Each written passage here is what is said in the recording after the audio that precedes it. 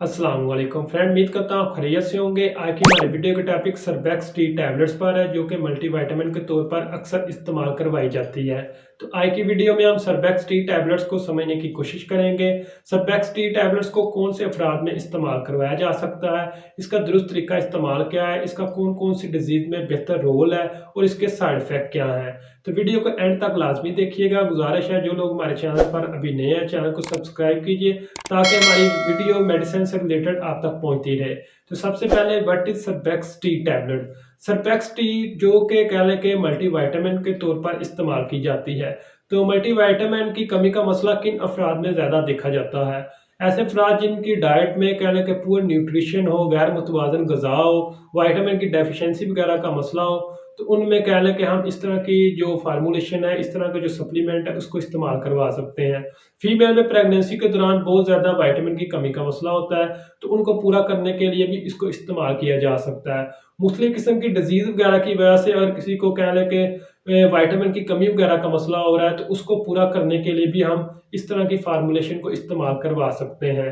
Vitamin हमारी body के लिए, हमारी हेल्थ के लिए बहुत ज़्यादा ज़रूरी होते हैं और इनकी कमी वगैरह का मसला हो तो मुख्तलिफ़ किस्म की डिजीज़, मुख्तलिफ़ किस्म की कॉम्प्लिकेशन आने के चांसेस होते हैं।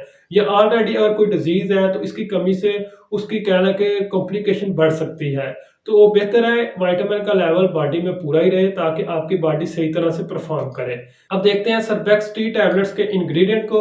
इसके इंग्रेडिएंट दो कैटेगरी में नजर आ रहे हैं। एक में विटामिन बी कम्प्लेक्स, जिसमें vitamin B1, B2, B3, B6 और B12 हमें नजर आ रहा है। दूसरा इसमें कह लें कि विटामिन सी, जो कि बहुत ही अच्छी मिकदार में नजर आ रहा है। अब सरबैक्स टी टैबलेट्स के यूजेस की बात की जाए तो इसमें मौजूद विटामिन बी कम्प्लेक्स, जो कि नर्व वगैरह का किसी को मसला है, असाबी कमजोरी, दिमागी कमजोरी वगैरह का मसला है, तो उसमें इसको इस्तेमाल किया जा सकता है। इसी तरह किसी को मसल वगैरह का मसला है, अर्थराइटिस वगैरह का मसला है, तो उसमें विटामिन बी कम्प्लेक्स को इस्तेमाल किया जा सकता है। विटामिन बी कम्प्लेक्स की कमी की वजह से अगर किसी के बाल झड़ने वगैरह की कोई कंप्लेंस है, तो उसमें भी हम इसको इस्तेमाल कर सकते हैं।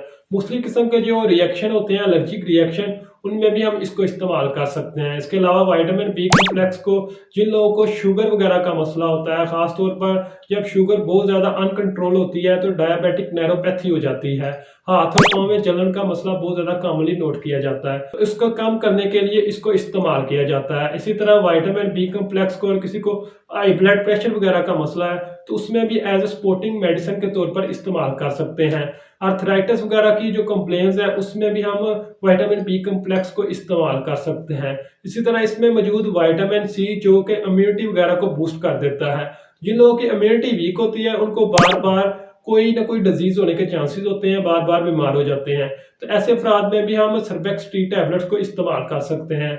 सरबैक्स टी टैबलेट में मौजूद विटामिन सी, और किसी को स्कर्वी डिजीज वगैरह का मसला है, टिश्यू वगैरह का मसला है, स्किन की कोई डिजीज वगैरह का मसला है, सांस की कोई डिजीज वगैरह का मसला है, तो उनमें इम्यूनिटी को बेहतर करने के लिए इसको इस्तेमाल किया जाता है।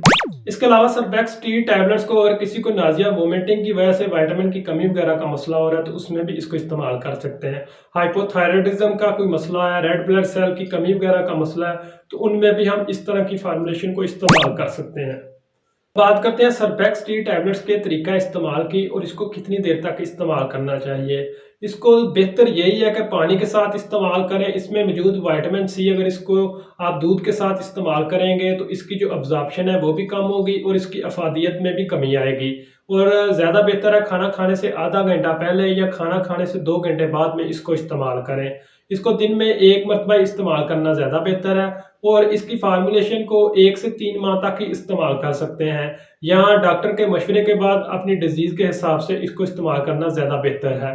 इसी की जाए तो इसके इस्तेमाल से माइल्ड किस्म की रैश वगैरह का मसला हो सकता है, स्टोमिक अपसेट वगैरह का मसला हो सकता है, कॉन्स्टिपेशन हो सकती है, डायरिया वगैरह हो सकता है। इसी तरह सरबैक्स टी की कॉन्ट्रा इंडिकेशन की बात की जाए तो जो लोग इसके साथ एंटीबायोटिक को इस्तेमाल कर रहे हैं, उनको इस्तेमाल करने से पहले डॉक्टर से मशवरा कर लेना चाहिए। इसी तरह जो लोग कोलेस्ट्रॉल को कम करने के लिए कोई मेडिसिन को इस्तेमाल कर रहे हैं, तो उनको भी इस्तेमाल करने से पहले डॉक्टर से मशवरा कर लेना चाहिए। इस तरह अगर किसी को एलर्जी वगैरह का मसला है, तो उनको भी इस्तेमाल करने से पहले डॉक्टर से मशवरा कर लेना चाहिए। उम्मीद करता हूँ आज की वीडियो आपको पसंद आई होगी। वीडियो को लाइक कीजिए। शुक्रिया।